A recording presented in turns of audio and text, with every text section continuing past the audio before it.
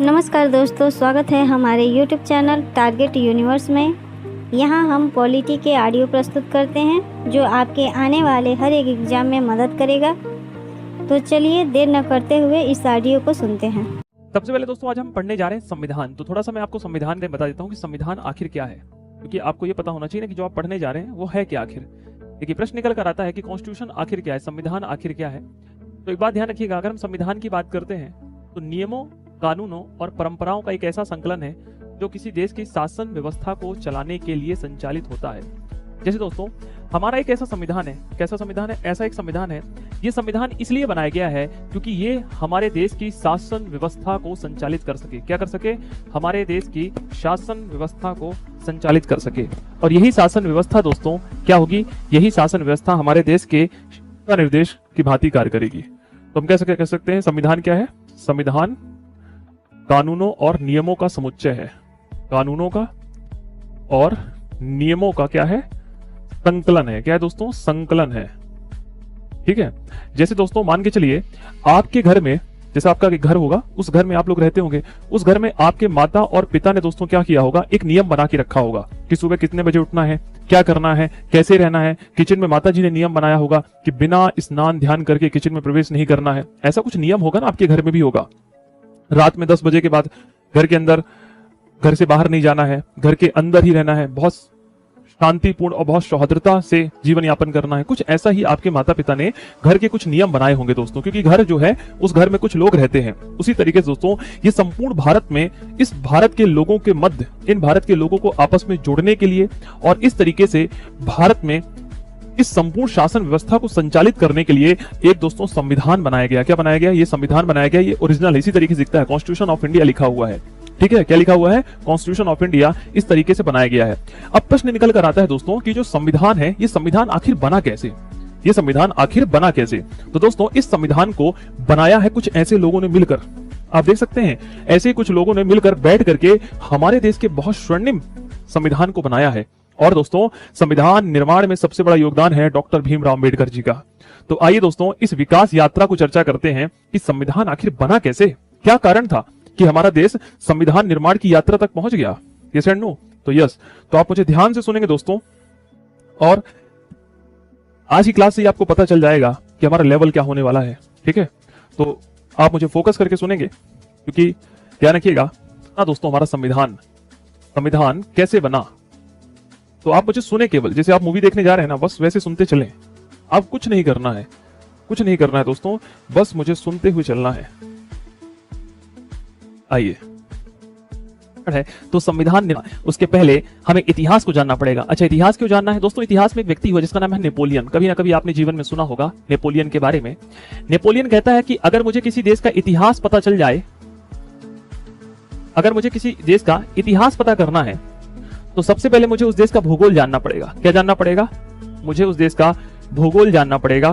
और नेपोलियन कहता है, नेपोलियन बोनापार्ट नाम सुना होगा, नेपोलियन कहता है कि अगर मुझे किसी देश का भूगोल पता चल जाए तो मैं उस देश का इतिहास बदल दूंगा। समझ रहे हो? तो ये इंटरलिंक है दोस्तों, हर सब्जेक्ट एक दूसरे से जुड़ा हुआ है। नेपोलियन। अब बात करते हैं दोस्तों संविधान कैसे बना। दोस्तों भारत को प्राचीन समय से ही, जो भारत है ना दोस्तों, भारत को प्राचीन समय से, प्राचीन काल से ही भारत को, इतिहास में आपने पढ़ा होगा कि सोने की चिड़िया कहा जाता था। क्या कहते थे? सोने की चिड़िया। क्या कहते थे दोस्तों? सोने की चिड़िया। भारत को प्राचीन समय से ही या प्राचीन शासन काल से ही कहा गया कि भारत में या राजा महाराजा इतने सोना चांदी। यहां तक कि दोस्तों हमारे भारत में कौन आया? हमारे भारत में वास्को डी गामा। जब भारत में वास्को डी गामा आता है, वास्को डी गामा भारत में एक पुर्तगाली व्यक्ति रहता है। क्या रहता है? पुर्तगाली व्यक्ति रहता है। और जो भारत में आता है 1498। भारत में 3 बार आता है, पता है आपको? हाँ, तो 1498 में जब भारत में वास्को डी गामा आता है तो भारत में कहीं ना कहीं दोस्तों ये भारत के राजा महाराजा को देखकर दंग रह जाता है। ये भारत के लोगों को देखकर आश्चर्यचकित हो जाता है। पता है क्यों? ये इसलिए आश्चर्यचकित हो जाता है, ये देखता है कि यार जो भारतीय है ना, ये कपड़े बहुत कम पहनते हैं, ये कपड़े फटे नॉर्मल से ऐसे पहने रहते हैं, पर दोस्तों ये भोजन सोने चांदी के बर्तनों में करते हैं। मतलब इतना इनके पास पैसा है, इतना धन संपदा है। जब भारत में अंग्रेज व्यापार करने आते हैं तो देखते हैं कि क्यों ना भारत में व्यापार तो करें ही करें, इसके साथ साथ हम भारत में शासन भी करने लग जाएं। क्या करने लग जाएं? भारत में शासन भी करने लग जाएं। तो आप लोगों ने पढ़ा कि भारत में सबसे पहले कौन आती है? ईस्ट इंडिया कंपनी आती है। कौन आती है? अंग्रेजी ईस्ट इंडिया कंपनी आती कि नहीं आती? पढ़ा होगा ना हिस्ट्री में। कि सर भारत में ईस्ट इंडिया कंपनी व्यापार करने आती है। ने देखा कि यार ये जो बंगाल है ना, बंगाल, ये बंगाल बड़ा समृद्ध है यार, क्यों ना अगर हम इस बंगाल में कब्जा कर लें तो इस बंगाल से जो पैसा प्राप्त होता है उस पैसे से हम अपना इस संपूर्ण कंपनी का पूरा खर्चा चला लेंगे। क्या चला लेंगे? खर्चा चला लेंगे। तो अंग्रेजों ने दोस्तों क्या किया? बंगाल को जीतने के लिए युद्ध करना प्रारंभ कर दिया। तो आप लोगों ने पढ़ा 1757 प्लासी, पढ़ा होगा ना इतिहास में कि प्लासी का युद्ध हुआ। 1757 में किसका युद्ध हुआ? प्लासी का युद्ध हुआ। किसका युद्ध हुआ? प्लासी का युद्ध हुआ। और दोस्तों जब 1757 में प्लासी का युद्ध हुआ तो अंग्रेजों ने क्या कर दिया? अंग्रेजों ने बंगाल के नवाब को पराजित किया। किसको पराजित कर दिया? बंगाल के नवाब सिराजुद्दौला को पराजित कर दिया। और वो क्या करते हैं? पहली बार अनुमति लेते हैं जहांगीर से व्यापार करने की। याद करिए सूरत में फैक्ट्री डालते हैं तो फैक्ट्री वैक्ट्री डालने की परमिशन भी कौन देता है? जहांगीर देता है कि ठीक है भैया एक काम करो, व्यापार करना है, मैं आपको अनुमति देता हूं, व्यापार करो, कोई दिक्कत की बात नहीं। मतलब कि पराजित कर दिया। और मुगलों को पराजित करने के पश्चात मुगल के साथ संधि कर ली। 1765 में इलाहाबाद की संधि कर ली। क्या कर ली? 1765 में इलाहाबाद की संधि कर ली। और 1765 में जब इन्होंने इलाहाबाद की संधि करी दोस्तों, तो इलाहाबाद की संधि में मुगलों को क्या कह दिया कि सुनो दिल्ली बहुत रह लिया है, उठाओ बोरिया बिस्तर, चलो प्रयागराज, इलाहाबाद में रहोगे। तो इलाहाबाद को जो किला जो अकबर ने बनवाया था कभी अपने बेटे जहांगीर के लिए, मुगल बादशाह को बोल दिया एक काम करो तुम यहीं रहो, बहुत रह लिया तुमने, ठीक है। सोचो मतलब अंग्रेज अब मुगल बादशाह को कंट्रोल कर रहे हैं भारत में। घटना पर जोर करिएगा। 1757 प्लासी, 1757 प्लासी में अंग्रेजों ने कहीं ना कहीं बंगाल को जीता। 1764 में कहीं ना कहीं उन्होंने मुगलों को पराजित कर दिया और 1765 में उन्होंने मुगल बादशाह के साथ संधि कर ली और कह दिया कि भैया तुम कहां रहोगे? प्रयागराज अर्थात इलाहाबाद के किले में रहोगे। इतनी शक्ति खत्म कर दी, जो डर था वो पूरी तरह से क्या हो गया? खत्म हो गया। अब देखो ये 1757 प्लासी है और 1857 की क्रांति है। पढ़ते हो ना कि 1857 की क्रांति भारत की प्रथम आजादी के लिए की गई क्रांति थी। मतलब हमें 100 साल लग गए। कितने साल लग गए? 100 साल लग गए अंग्रेजों को जानने में। क्रांति थे हैं कि सर अंग्रेजों ने भारत में मोटा मोटा 200 सालों तक शासन किया। कितने सालों तक? 200 सालों तक शासन किया। तो जब दोस्तों 1947 में अंग्रेज भारत को छोड़कर जा रहे हैं, क्योंकि अंग्रेज भारत में क्या थे? शासन करते थे। संपूर्ण भारत को उन्होंने क्या कर रखा था? कब्जा कर रखा था। अपने लोगों को बैठा रखे थे। शासन प्रशासन स्वयं चलाते थे। राजा महाराजा उनके कंट्रोल में रहा करते थे। जो भी राजा महाराजा उनकी बात नहीं सुनते थे उनके साथ युद्ध करते थे, उनको पराजित करते थे और अपनी सेना उनके हाथ रख देते थे, जैसे महारानी लक्ष्मीबाई के साथ हुआ। आप लोगों ने पढ़ा होगा इतिहास में। तो 200 सालों तक भारत में एक संपूर्ण शासन व्यवस्था किसने संभाली? किसने संभाली भाई? अंग्रेजों ने संभाली। किसने संभाली? अंग्रेजों ने संभाली। जब दोस्तों भारत अंग्रेज जो अंग्रेज हैं वो भारत को जब छोड़कर जा रहे हैं, तो जब वो छोड़कर जाएंगे तो भारतीयों को भारत सौंप के जाएंगे। अभी बताइए अगर भारतीयों को बिना नियम कानून बनाए हुए सौंप के चले जाते तो ये भारत तो कभी भारत बन ही नहीं पाता। एक व्यक्ति बोला ना मैं ऐसा नहीं करूंगा, दूसरा व्यक्ति बोलेगा ना भाई मैं ऐसा नहीं करूंगा, तीसरा व्यक्ति बोलेगा नहीं मुझे ऐसा नहीं मानना है? ऐसा ही ना नॉलेज की। तो शॉर्ट में थोड़ा हिस्ट्री बताना बहुत जरूरी है कि कैसे घटनाएं चल रही हैं। देखो 15 अगस्त 1947 को जब भारत आजाद हो रहा है, क्या हो रहा है? भारत आजाद हो रहा है। क्या हो रहा है? भारत आजाद हो रहा है। तो दोस्तों जब भारत से अंग्रेज जा रहे हैं, कौन जा रहे हैं? अंग्रेज जब भारत को छोड़कर जा रहे हैं तो अंग्रेजों ने कहा कि एक काम करिए, ठीक है आपको एक ऐसा संविधान बनाना चाहिए जो भारत में इस संपूर्ण देश की जनसंख्या पर एक साथ लागू किया जा सके, जो धर्म जाति वर्ग लिंग वेशभूषा सबसे क्या हो? परे हो, जो किसी के साथ कोई भेदभाव ना करता हो, लोगों की समानता की बात करता हो। आप ऐसा संविधान बनाइए। तो क्या दोस्तों ये 1947 में ही बन गया? नहीं सर, जब भारत में अंग्रेज शासन कर रहे थे तब से हम अंग्रेजों से कह रहे हैं कि हमें संविधान चाहिए हमारा। क्यों? क्योंकि अंग्रेज बाहरी हैं। क्या है दोस्तों? अंग्रेज बाहरी हैं। वो कुछ समय तक भारत में रहेंगे, एक न एक दिन अंग्रेजों को भारत छोड़कर जाना था। तो जब भारत की ये बात समझ गए थे कि हम एक न एक दिन इनको भारत से बाहर कर ही देंगे, जो हम गुलाम बने हैं हम एक न एक दिन आजाद हो जाएंगे, तो क्यों ना आजादी की मांग के साथ साथ हम संविधान की भी मांग को बढ़ाते चलें। क्या मांग बढ़ाते चलें? संविधान की मांग को भी बढ़ाते चलें। जैसे आप लोग कहते हो ना कि पिताजी हमारा जैसे 12th पास आउट होगा तो हमें एक अच्छे कॉलेज में एडमिशन लेना है, ये तो आपकी पहली मांग है। और उसके साथ साथ हमें गाड़ी लेना है, बुलेट, बुलेट से जाएगा लड़का, बुलेट राजा बन करके, है ना। ऐसी दो मांगे आप लोग की साथ साथ चलती हैं। एक तो मांग आपको पता है कि पूरी हो ही जाना है, कौन सी? अच्छे कॉलेज वाली, पिताजी तो पढ़ाएंगे। तो आपको पता है कि एक दिन हम भारत से अंग्रेजों को बाहर तो कर ही देंगे। व्यक्ति का नाम सुना है? बाल गंगाधर तिलक। आइए सुनवा देता हूं। सर ये कौन है? दोस्तों ये उग्रवादी व्यक्ति है। कैसे व्यक्ति है? उग्रवादी व्यक्ति। सर ये उग्रवादी क्या होता है?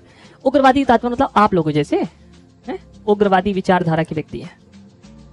जैसे आप लोगों से बोले कोई कि भैया आपको कोई गाली दे रहा था, है? तो आप क्या बोलोगे? अच्छा कौन दे रहा था? उसके पास जाकर उसको 4 गाली और सुना दोगे कि तुम मुझे गाली दे रहे थे, है?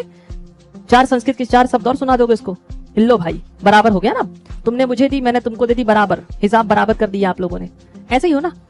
और उदारवादी कैसे टाइप के होते हैं? महात्मा गांधी जैसे। भैया आपको कोई गाली दे रहा था, हो गया कोई बात नहीं, गाली दे दिया ना, हमको थोड़ा छप गई। पिताजी को देखो, पिताजी उदारवादी होते हैं। माताजी तो और ही उदारवादी होती है। मम्मी से जाके बोलो कि मम्मी कोई मार दिया है, कोई बात नहीं भैया, मारी नदी है कि झापड़े ना मारा है, कोई बात नहीं, तुमको लग थोड़ा गया है। ऐसे होता ना।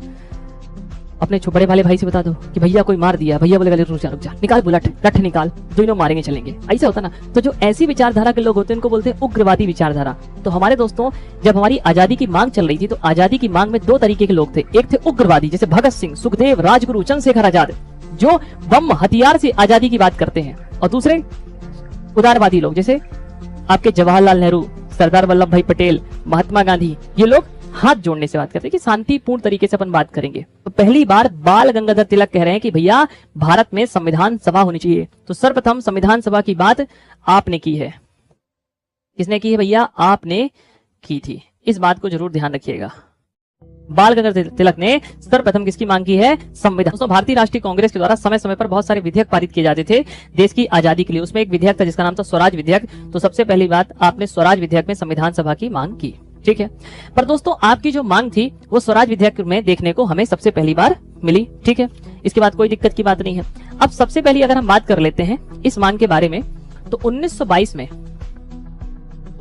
में महात्मा गांधी ने भी कहा, क्या कहा महात्मा गांधी ने? महात्मा गांधी ने कहा कि भाई भारतीयों के लिए एक संविधान होना चाहिए। क्या होना चाहिए? संविधान होना चाहिए। क्या होनी चाहिए? एक भारतीयों के लिए एक संविधान होना चाहिए, यह संविधान सभा होनी चाहिए। परंतु महात्मा गांधी एक बात और कहते हैं। महात्मा गांधी कहते हैं, अच्छा महात्मा गांधी क्या कहा रहे हैं? तो महात्मा गांधी की पत्रिका है, नाम सुना होगा हरिजन, हरिजन पत्रिका में। तो हरिजन पत्रिका में इसका उल्लेख मिलता है। क्या मिलता है? इसका उल्लेख मिलता है। किसमें मिलता है? हरिजन पत्रिका में इसका उल्लेख मिलता है। एक बात और भी दोस्तों ध्यान रखिएगा, महात्मा गांधी कहते हैं कि हमें ऐसी संविधान सभा चाहिए जो भारतीयों की इच्छा के अनुसार हो। स्टेटमेंट ध्यान रखिएगा, ये ऑलरेडी आ चुका है। भारतीयों की इच्छा के अनुसार हो, भारतीयों की इच्छा के अनुसार संविधान सभा की बात की गई। संविधान सभा की बात की गई। किसकी बात की गई? संविधान सभा की बात की गई। मतलब ऐसी संविधान सभा चाहिए थी जो भारतीयों की इच्छा के अनुसार हो। सर भारतीय की इच्छा के अनुसार क्यों? क्योंकि भारत में अंग्रेज शासन कर रहे थे। तो महात्मा गांधी कह रहे हैं कि हमें अंग्रेजों वाली संविधान सभा नहीं चाहिए, हमें भारतीयों की इच्छा के अनुसार संविधान सभा चाहिए। कब? 1922 में। ध्यान रखिएगा। तो 1922 में आपने सबसे बड़ी यहाँ पर बात की। फिर आते हैं दोस्तों मोतीलाल नेहरू। सर ये मोतीलाल नेहरू कौन है? ये मोतीलाल नेहरू पंडित जवाहरलाल नेहरू के पिताजी थे। तो दोस्तों मोतीलाल नेहरू ने भी संविधान सभा की बात की। किसकी बात की? संविधान सभा की बात की। किसकी बात की? संविधान सभा की बात की। अच्छा मोतीलाल नेहरू ने कब संविधान सभा की बात की? तो मोतीलाल नेहरू ने दोस्तों संविधान सभा की जो बात की थी वो किसमें की थी? नेहरू रिपोर्ट में की थी। सर ये नेहरू रिपोर्ट क्या है? नेहरू रिपोर्ट दोस्तों आई थी भारत में आजादी की मांग के लिए। किसमें? आजादी की मांग के लिए। तो मोतीलाल नेहरू के द्वारा एक रिपोर्ट प्रस्तुत की गई जिसका नाम था नेहरू रिपोर्ट, जिसको बनाया था किसने? पंडित जवाहरलाल नेहरू ने इस रिपोर्ट को बनाया था। तो इस रिपोर्ट में भी आपने संविधान सभा की मांग की थी। किसकी मांग की थी? संविधान सभा। 1934 में किसने बात की? एम.एन. राय ने बात की। किसकी बात की? ने एम.एन. राय ने। तो एम.एन. राय ने क्या कहा? एम.एन. राय ने पहली बार औपचारिक रूप से, ध्यान रखिएगा, पहली बार किसमें? औपचारिक रूप से, औपचारिक रूप से संविधान सभा की बात की। किसकी बात की? औपचारिक रूप से संविधान सभा की बात की। औपचारिक रूप से किसकी बात की? औपचारिक रूप से संविधान सभा की बात की। किसकी बात की? औपचारिक रूप से संविधान सभा की बात की। किसने? 1934 में एम.एन. राय ने। ध्यान रखिएगा, एम.एन. राय जी जो थे, एम.एन. राय भारत में कम्युनिस्ट पार्टी के नेता थे। किस पार्टी के नेता थे? कम्युनिस्ट पार्टी के नेता थे। तो औपचारिक रूप से संविधान सभा की बात किसने की? एम.एन. राय ने की। अच्छा, औपचारिक मतलब क्या होता है? औपचारिक का तात्पर्य होता है पहली बार लिखित रूप में। अभी लोग सब कोई क्या कर रहे हैं? बोल ही रहे हैं, इतना कोई ऑफिशियली लेटर नहीं लिखा। तो लिखित रूप में। और कैसा लिखित है? ये लिखित रूप में।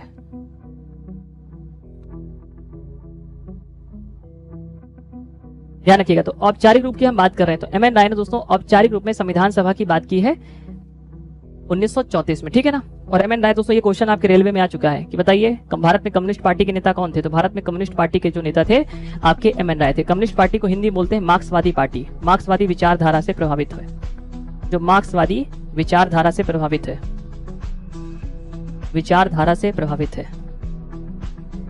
अच्छा, मार्क्सवादी विचारधारा किसे कहते हैं? मार्क्सवादी विचारधारा उसे कहा जाता है जो मजदूर वर्गों की पार्टी है। किसकी पार्टी है? जो किसानों और मजदूरों की पार्टी है। जो किसानों और मजदूरों की पार्टी है, ऐसी पार्टी को,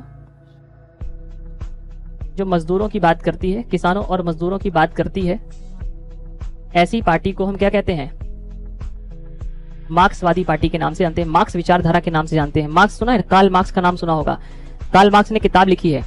कार्ल मार्क्स ने एक किताब लिखी है, दास कैपिटल। इकोनॉमिक्स में पढ़ा होगा, लिख लो, यहाँ है। कार्ल मार्क्स की किताब का नाम क्या है? Das Kapital. ये किताब है इनकी, क्या है? बुक है। बुक का नाम क्या है? Das Kapital. ठीक है, ये तो मैंने आपको इंफॉर्मेशन बता दी है। एम.एन. राय, ध्यान रखिएगा, 1934 में एम.एन. राय की बात कर रहे हैं। किसकी बात कर रहे हैं? तो एम.एन. राय के बाद सबसे पहली बार कौन बात कर रहे हैं? 1940 में आता है भारत में अगस्त प्रस्ताव। 1940 में क्या आता है भारत में? अगस्त प्रस्ताव आता है। क्या आता है? अगस्त प्रस्ताव भारत में आता है। दोस्तों, पहली बार अंग्रेजों ने संविधान सभा की मांग को कब स्वीकार किया? कब स्वीकार किया? तो अंग्रेजों ने सर्वप्रथम संविधान सभा की बात,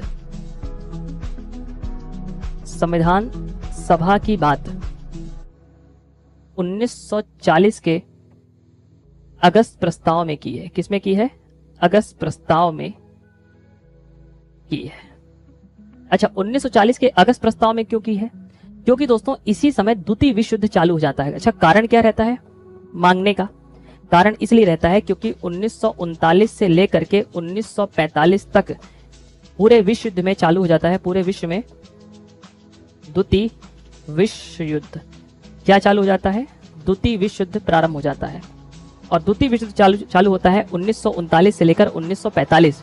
और इसीलिए दोस्तों द्वितीय विश्व युद्ध चल रहा है। हमने कहा ठीक है, बोले देखो हम तुम्हारी संविधान सभा बना देंगे, कोई दिक्कत की बात नहीं है, अभी एक काम करो, तुम हमारा साथ दो। किसमें? युद्ध में। हमने कहा हमारे कुछ लिखा हुआ है क्या? भारतीय क्या कह रहे हैं, हमारे यहाँ कुछ लिखा हुआ है क्या? अंग्रेज बोल रहे हैं क्यों, ऐसे क्यों बोल रहे हैं? बोले बताओ, द्वितीय विश्व युद्ध कंप्लीट हो जाएगा, फिर तुम बोलोगे हम दिलवाएंगे ही नहीं। पिताजी आ गए मान लो टूर से, हैं, फिर पिताजी बोले हो गया आप अगली बार दिलवा देंगे, ऐसे ही ना होगा। तो सेम भारतीय भी अंग्रेजों से क्या कह रहे हैं कि ना ना ना भाई, अभी चाहिए, अभी चाहिए, अभी बनाओ संविधान सभा। अंग्रेज क्या, ना ना अभी तो नहीं करेंगे। तो 1940 में पहली बार अंग्रेजों ने इस बात को स्वीकार किया कि ठीक है भाई, हम संविधान सभा की मांग को स्वीकार करते हैं, पर अभी नहीं बनाएंगे। तो हमने पूछा कब बनाओगे? बोले जब द्वितीय विश्व युद्ध समाप्त हो जाएगा। हमने कहा ना ना, हम तुम्हारा साथ देंगे ही नहीं। अब अंग्रेजों को हमारी जरूरत है, और जब अंग्रेजों को हमारी जरूरत है तो वो हमारी हर बात को मानने के लिए स्वीकार करेंगे। हम उनका प्रेशर बनाएंगे कि हमको चाहिए संविधान सभा, चाहिए, रोज मांगेंगे उनसे, है ना। तो अंग्रेज क्या बोलेंगे, तो हमारे से एक काम करो, द्वितीय विश्व युद्ध में हमारा साथ दे दो। क्यों? क्योंकि प्रथम विश्व युद्ध में भारतीयों ने अंग्रेजों का साथ दिया था। प्रथम विश्व युद्ध कब चला था? 1914 से लेकर 1918। तो प्रथम विश्व युद्ध में दोस्तों, प्रथम विश्व युद्ध में भारतीयों ने किसका साथ दिया? अंग्रेजों का साथ दिया।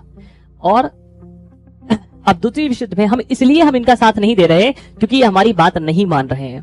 तो जब तक अंग्रेज हमारी बात नहीं मान जाएंगे तब तक हम इनका साथ नहीं देंगे। तो अंग्रेज अपनी बात मनाने के लिए भारत में विभिन्न प्रकार के प्रस्ताव भेजेंगे। तो पहला प्रस्ताव आया 1940 में, जिसका नाम था अगस्त प्रस्ताव। और इस समय भारत का वायसराय कौन था? हिस्ट्री में आपने पढ़ा होगा, लॉर्ड लिनलिथगो। पढ़ा होगा आपने। इस समय भारत का वायसराय कौन रहता है? Lord Linlithgow. कौन रहता है? लॉर्ड लिनलिथगो रहता है। कौन रहता है बबुआ? लॉर्ड लिनलिथगो रहता है।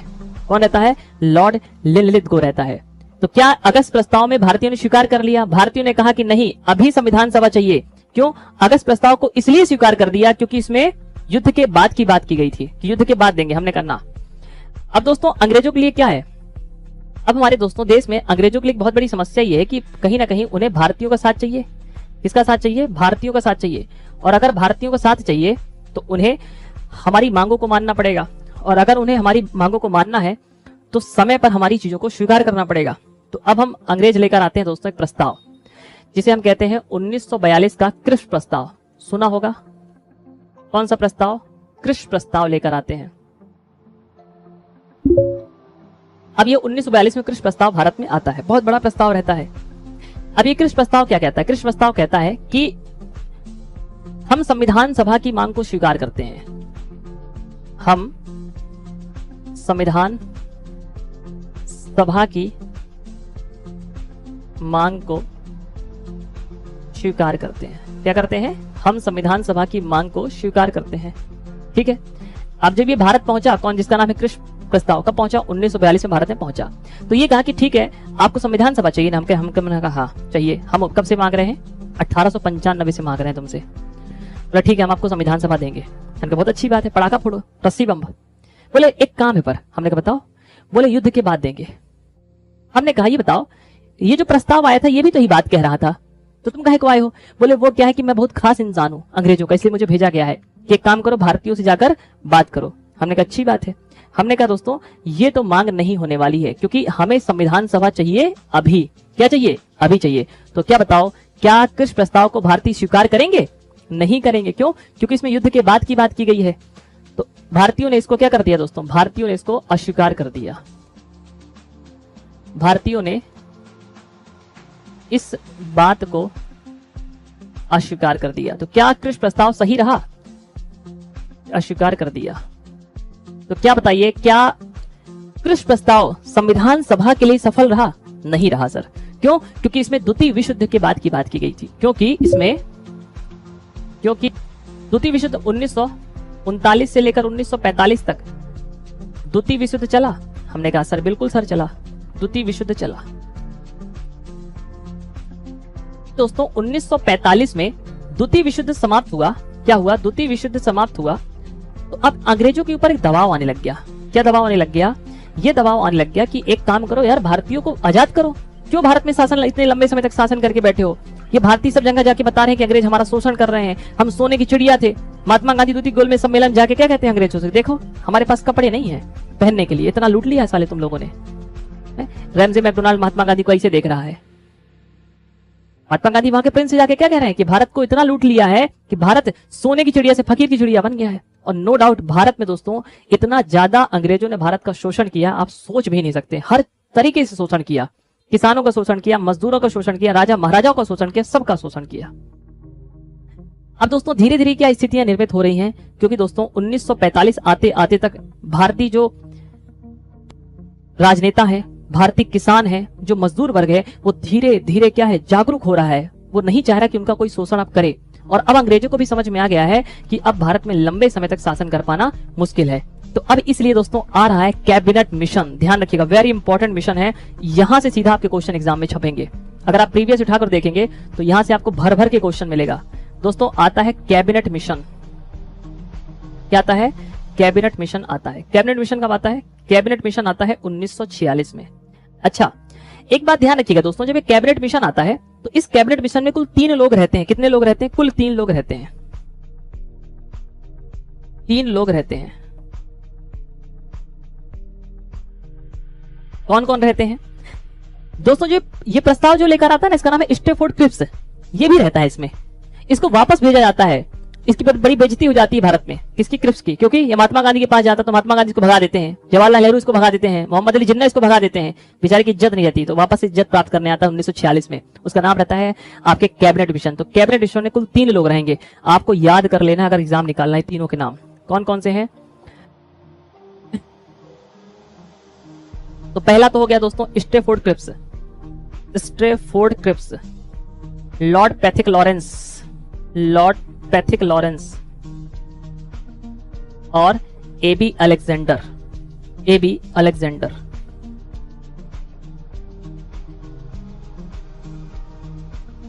एबी अलेक्जेंडर, ये 3 लोग यहां पर देखने को मिलते हैं।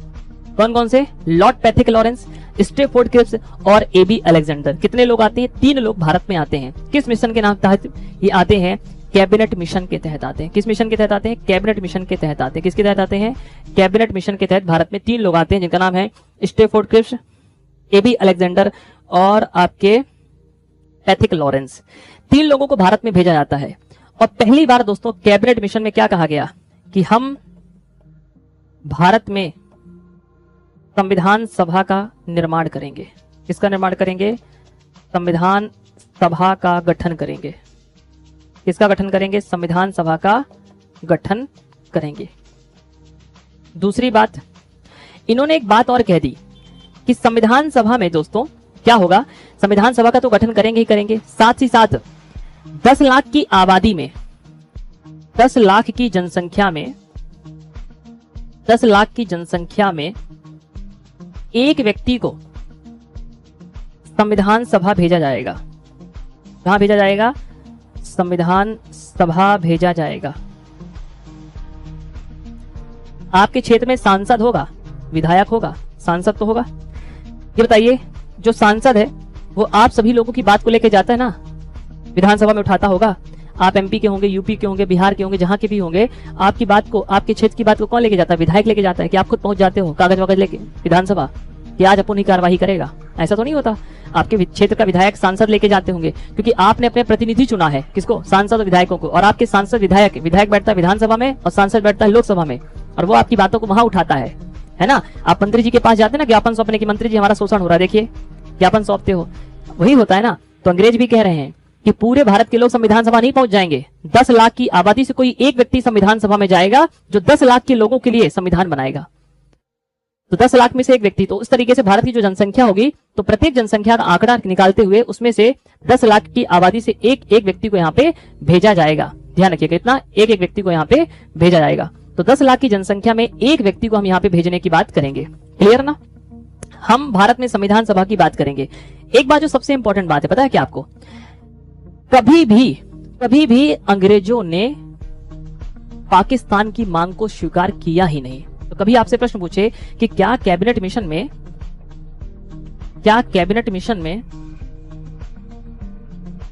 संविधान सभा की मांग को स्वीकार किया गया है? पाकिस्तान की मांग को स्वीकार नहीं किया गया। स्वीकार मिशन के आधार पर भारत में कुल कितनी संविधान सभा की सीटें होंगी? तो यहां पर संविधान सभा की जो सीटें डिसाइड की गई थी, ध्यान रखिएगा, संविधान सभा की जो कुल सीटें थी, संविधान सभा की कुल सीटें वो कितनी थी? 389 थी। कितनी थी? 389 सीटें बनाई गई थी। क्यों सर? उस समय भारत की जनसंख्या थी लगभग 40 करोड़। कितनी थी? 40 करोड़। तो 10 लाख में एक चाहिए था, तो 40 करोड़ में कितनी हो जाएंगी? 389 सीटें हो जाएंगी। कितनी? 389 सीटें। नोट कर लीजिए इसमें। कैबिनेट मिशन वेरी इंपॉर्टेंट है। लॉर्ड पैथिक लॉरेंस के अध्यक्ष हैं, ये अध्यक्ष, बाकी 2 सदस्य हैं। ये 1946 तक की घटना हो गई। एक बार हम पीपीटी में देखेंगे इसको, समझ में। 1922 में महात्मा गांधी ने कहा, महात्मा गांधी क्या कह रहे हैं? महात्मा गांधी कह रहे हैं कि ऐसी संविधान सभा चाहिए जो भारतीयों की इच्छा के अनुसार हो। किसके अनुसार हो? भारतीयों की इच्छा के अनुसार हो। कौन कह रहे हैं? महात्मा गांधी कह रहे हैं। कब? 1922 में। तीसरा कौन कह रहा है? 1928 में नेहरू रिपोर्ट के आधार पे कहा गया कि संविधान सभा चाहिए। क्लियर ना? 3 हो गई बातें। चौथा एमएन राय, कब? 1934 में पहली बार औपचारिक रूप से, लिखित रूप से कह रहे हैं कि संविधान सभा चाहिए। ऑफिशियल लेटर, ऑफिशियली है दोस्तों। औपचारिक को अंग्रेजी में क्या बोलते हैं? ऑफिशियली। अगर मैं बोलूं तो यहां पे लिख सकता हूं ऑफिशियली, है ना इसको, ऑफिशियली।